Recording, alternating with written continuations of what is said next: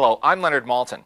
You know, in the old days of those Saturday matinee cliffhanger serials, the audience had to wait an entire week to find out what happened to its hero. George Lucas went well beyond that. He kept us all waiting years between Star Wars, The Empire Strikes Back, and then finally, The Return of the Jedi. Thanks for being here, George. By the time you got to episode 3, did anything from public feedback or from your own second thoughts change your vision of what the third installment should be? Or is it the way you thought it always would turn out? No, it's pretty much the way it was always thought to come out. I mean, I had to make certain changes to things because in the original screenplay, the Ewoks were Wookiees, and Chewbacca really wasn't the co-pilot. So, and so when I did the first film, I loved the Wookiee so much, I said, well, I got to get a Wookiee in here, even though, because those may never get done. So I took the Wookiee out of the battles and made him the co-pilot. Because originally they were sort of a primitive race of people who couldn't fly or couldn't do anything, and because that was the whole point.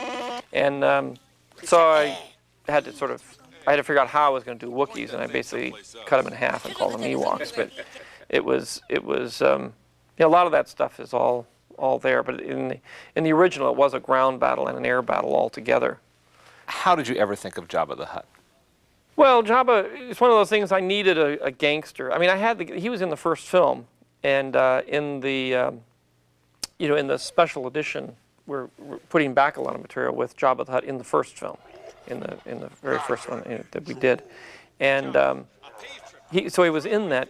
You know, he's this big gangster, and it wasn't until a little later that we actually, because we couldn't do that sequence because we didn't have the time, but when we got to the third one and Jabba appeared, then we did this whole thing of designing. I wanted a big, kind of repulsive character, and you know, we had a lot of designers coming up with various versions of Jabba the Hutt. Was it a conscious decision to move a good chunk of the action for Part 3 into an earthly outdoor terrain? It's so different from anything you see in the first two films. Well, it was. I'm very conscious of the environments. And I try to have at least 3 environments in a movie, and I try to have them as different as possible. And then from movie to movie, I try to have the environments as different as possible.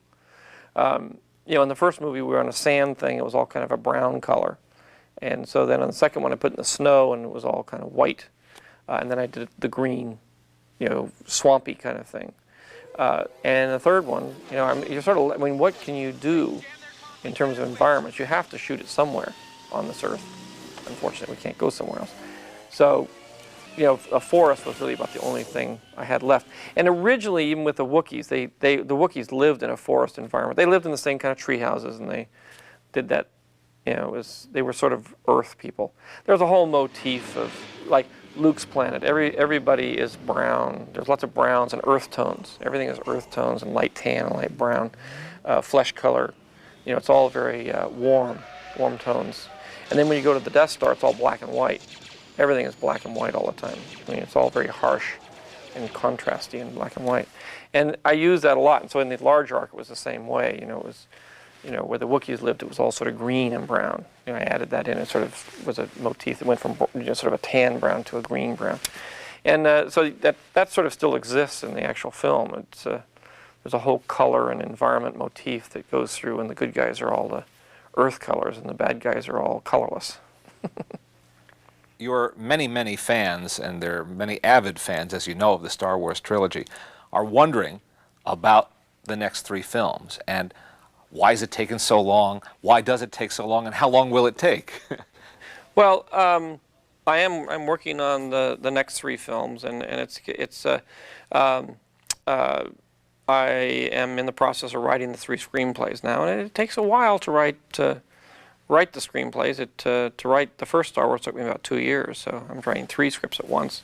It won't take that long, but it takes a long time to prep them, and hopefully we'll have one finished for '98. If not, it'll be '99. But we're doing all 3 at once. I'm writing all 3 at once, and the first 3 are based on the backstory that relates to where everybody came from, how they got there, what their relationships are. Has this backstory been in your head all along from the inception? Or? Yeah. I mean, I had to do the backstory in order to write the first 3. I had to know where Darth Vader came from. I had to know what his relationship to Luke was. I had to know how Ben Kenobi figured in all of this. You know, and I had to realize that I had to understand that there were twins, and the whole arc of the story in the three that are out there now is really the redemption of Anakin Skywalker. And so the first three are really, that I'm writing now, are really about Anakin Skywalker. So now you have a redemption of somebody that you don't really even know. He's just always in a black suit. But you don't know how he fell from grace and the trauma that went through to get him to there, and then his son brings him back. But it's, you know, and the real story hasn't even been told yet. What would it take to persuade you to go back onto a soundstage and direct a film yourself?